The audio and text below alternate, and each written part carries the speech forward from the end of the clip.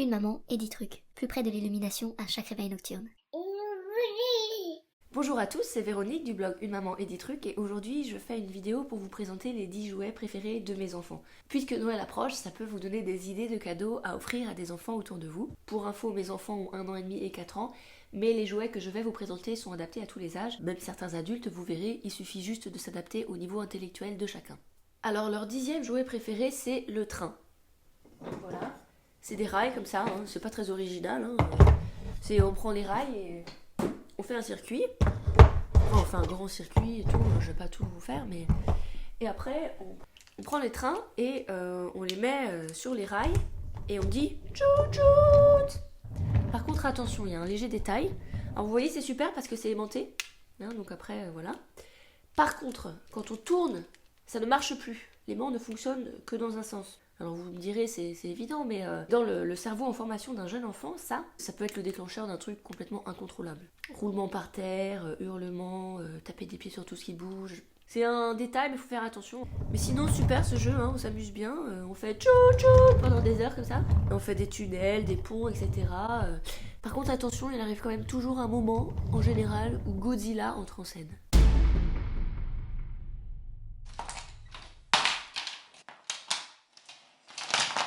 Leur 9e jouet préféré, c'est le Rubik's Cube. Voilà, mon fils adore. Je pense qu'il est un peu en avance pour son âge quand même, sans me vanter telle mère, tel fils, voilà. Et il est capable de jouer pendant des heures et des heures pour essayer d'élucider le mystère, mais comment arriver à arracher toutes ces petites étiquettes et aller les coller sur le battant des chiottes. Le battant des chiottes, c'est là où il aime coller ses étiquettes. Vraiment super, la personne qui a inventé ça, parce que les autocollants sont très bien collés. Super. Le Rubik's Cube. Je le conseille. Alors, 8e jouet préféré, c'est une peluche. Mais pas n'importe quelle peluche. Papa ours. Voilà. Je sais pas si tu vas pouvoir réussir à tout rentrer dans la vidéo, toi. Alors, j'ai gagné Papa ours à une loterie. J'étais euphorique. Ça a toujours été mon rêve de gosse d'avoir une grosse peluche comme ça. Ma mère a jamais voulu m'en acheter et ben maintenant je comprends pourquoi. En fait, quand je l'ai gagné, j'ai été euphorique, mais pendant genre 5 minutes. Après, alors déjà, après, il a fallu que je le ramène chez moi. C'était à 15 minutes à pied. J'étais seule avec un bébé de quelques mois dans un porte-bébé et mon enfant de 3 ans dans la poussette. Plus ce truc par-dessus la poussette. Alors imaginez un peu comme ça dans la rue, toute transpirante, à essayer de me déplacer sans que personne ne soit étouffé. À tous les regards que je croisais, je disais ouais, je l'ai gagné. J'étais quand même un peu fière. Mais en fait, tout le monde se demandait mais qu'est-ce qu'elle fout cette meuf? Elle a pas l'air de bien gérer la maternité. Il y a quand même une autre mère qui m'a demandé si c'était le doudou de mon fils. Genre elle compatissait parce qu'elle pensait que à chaque fois que je sortais j'étais obligée de me trimballer avec ça. Qu'une autre mère en vienne à s'imaginer ça et qu'elle trouve ça plausible, ça en dit quand même assez long sur la solitude quotidienne qu'on peut ressentir parfois. Voilà, maintenant Papa Ours prend la moitié de la place dans la chambre de mon fils, mais je suis quand même super fière de l'avoir gagné. À chaque fois que je le vois, je me dis que j'ai quand même des compétences en tant que mère. J'ai gagné le gros nounours à la loterie. Bon alors faut juste penser à l'épousseter de temps en temps. Mais oui, moi aussi je Leur 7e jouet préféré, c'est les livres. Ils sont assez naturellement attirés par tout ce qui est intellectuel. Premier truc qu'ils font le matin, dès qu'ils se réveillent, ils vont vers leurs livres et hop, ils font ça. Ils adorent tellement les livres que je suis obligée de réfréner leurs ardeurs intellectuelles et mettre les livres de côté de temps en temps parce que le corbeau il fait quoi quoi. Le poisson il fait. La grenouille, elle fait quoi. Ah, ça ressemble au corbeau, ça. Ah, il y a du niveau. Ça valait le coup de faire des études. Leur 6e jouet préféré, c'est ce jouet. Ça, mon fils adore. Il est capable de jouer pendant des heures et des heures et des heures. C'est ludique, c'est simple. En fait, c'est des formes. Il y a des triangles, des carrés, des hexagones, etc. Ça permet d'apprendre les formes, les couleurs, la symétrie, la concentration. On peut faire des constructions, des tours à casser. On peut faire des formes, des étoiles, des mosaïques, des papillons. Voilà, on peut jouer horizontalement ou verticalement. On peut même faire des pochoirs et s'amuser à les remplir avec. Voilà, c'est super. L'adulte aussi peut jouer avec et laisser aller sa créativité, accompagner l'enfant dans son jeu, lui-même s'évader dans des constructions artistiques. On peut faire des mosaïques, des châteaux, tout ce qui nous passe par la tête. Bon, par contre, il faut mieux éviter de trop s'investir affectivement dans ces œuvres d'art, d'espérer les finir, etc. parce que Godzilla n'est jamais très loin. Bon, il y a quand même un inconvénient majeur à ce jeu. D'ailleurs, c'est écrit sur la boîte. Bon, ils ont été assez honnêtes sur le coup. 250 pièces. Faut prévoir une petite demi-heure à la fin de la journée pour tout ramasser. Alors leur 5e jouet préféré, c'est Erwan le minivan. Venez mes amis, prenez place avec moi. Partons dans les terres auprès de la mer. Je suis Erwan le minivan. Que dire? C'est un cadeau de ma belle-mère. Sérieusement, aucun parent normalement constitué n'achèterait ça pour sa progéniture. À moins d'être un peu maso ou d'être un peu sourd. Moi j'évite les jouets en plastique flashy qui clignotent et qui font du bruit préenregistré. Mais en fait les enfants ils adorent. Erwan le minivan a quand même un secret, j'ai découvert. C'est pas juste t'appuies là et t'as une chanson à la con. C'est que qu'en fait quand on appuie là, Oui. j'ai découvert le point G d'Erwan le minivan. Oui. Bon, il y a aussi Yann, le roi de la dépanne. Mais celui-là, on a réussi à le faire taire.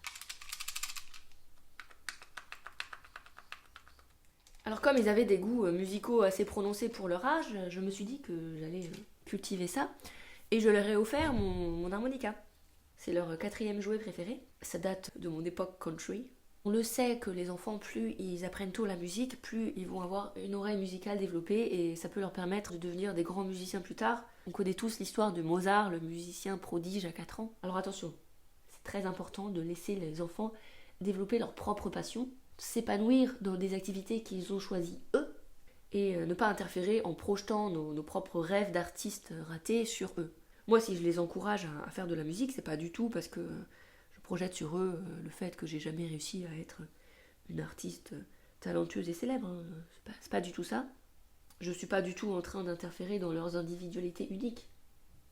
C'est vrai que ça serait cool qu'ils deviennent les futurs Mozart version country, mais bon. Bon alors l'harmonica, vraiment, c'est très bien. C'est très bien, ils peuvent jouer facilement. Ils bavent beaucoup dedans, c'est vrai. C'est pas très grave, après chaque séance d'éveil musical, il suffit de le passer au sèche-linge et tout rentre dans l'ordre. Pour continuer sur ma lancée musicale, et puisqu'ils commençaient à s'ennuyer un peu avec l'harmonica, je suis passée au cran au-dessus et je leur ai offert un clavier. J'en ai trouvé un d'occasion pas cher dans un magasin. Et comme moi, j'ai toujours voulu apprendre le piano, je me suis dit, je vais acheter ce clavier. Je vais apprendre le piano moi-même, devant eux. Comme ça, en me voyant apprendre, ils vont apprendre eux-mêmes en s'amusant, en jouant à m'imiter. Parce que les enfants apprennent par imitation dans le jeu. Tout doit rester un jeu. Alors effectivement, ça n'a pas raté, mes enfants adorent. Toute cette partie basse là, ça les intéresse pas trop. Mais par contre là, tous les boutons, super. Mon plus jeune fils, son bouton préféré c'est celui-là.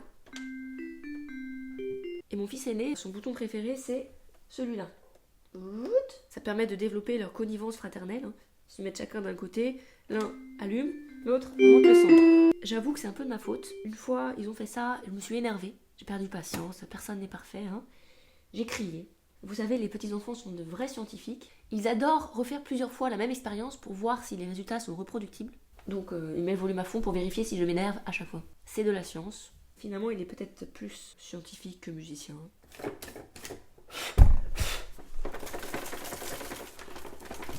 Leur deuxième jouet préféré, un des trucs qu'ils adorent le plus au monde, c'est ça, mes lunettes. Je les ai pris en plastique incassable. Alors effectivement, le plastique est incassable. Bon, par contre, aux jointures, là, après la 3e tentative, ça casse. Bon, j'en suis à ma 3e paire. Je sais ce que vous pensez. C'est quand même à moi, la mère. Moi la mère. Moi la mère. L'adulte, de poser certaines limites et d'empêcher mes enfants de casser mes lunettes. Ne serait-ce qu'en les mettant hors de leur portée. Bon alors, hors de leur portée, c'est un peu difficile, si vous voyez ce que je veux dire. Et poser des limites, oui. Oui. Non mais je suis tout à fait d'accord. Mais à 6h du matin, quand votre enfant a attrapé vos lunettes à côté du lit, et que vous avez le choix entre sauver vos lunettes d'une destruction probable, ou vous accrocher à l'illusion que vous allez pouvoir dormir 10 minutes de plus, ah bah moi je choisis l'illusion. Ah, je suis faible. J'ai pris des cours de théâtre dans ma jeunesse, je pense que ça se voit. Finalement, pour finir, leur jouet préféré, number one, très loin devant tous les autres, c'est le classique, le PQ. Ne vous embêtez pas trop à vous casser la tête, à trouver un jouet ludique. Offrez-leur du PQ, une montagne de rouleaux de PQ. Ils vont jouer avec ça pendant des heures et des jours et des années. Et ils seront heureux. En plus, c'est recyclable. Vous pouvez récupérer les miettes. Alors nous, ce qu'on fait, c'est qu'on récupère les miettes et on a une bassine spéciale dans nos toilettes. C'est vrai que ça demande une certaine technicité de se torcher avec ça, mais avec l'expérience, on y arrive. Si vous ne voulez pas vous contenter de leur offrir un vulgaire rouleau de PQ parce que vous avez un certain standing, si vous êtes un peu bourgeois, vous pouvez quand même trouver du PQ adapté à leur personnalité et donc être à l'écoute de leurs besoins sincères et uniques. Moi, par exemple, pour les miens, vu qu'ils sont quand même assez surdoués, je leur ai trouvé pour Noël du PQ Sudoku. Des grilles de Sudoku à faire sous le PQ. J'ai vraiment hâte de découvrir leur mine réjouie en ouvrant le paquet sous le sapin. C'est ça la magie de Noël, leur regard qui s'illumine.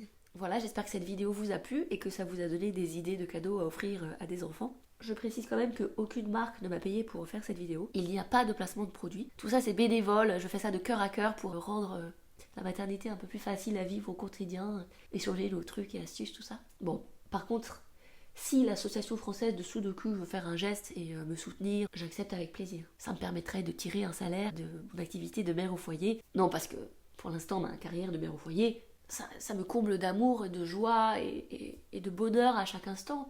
Mais c'est quand même assez peu lucratif. Bon, j'ai pas tout compris encore, je crois, comment ça marche le capitalisme.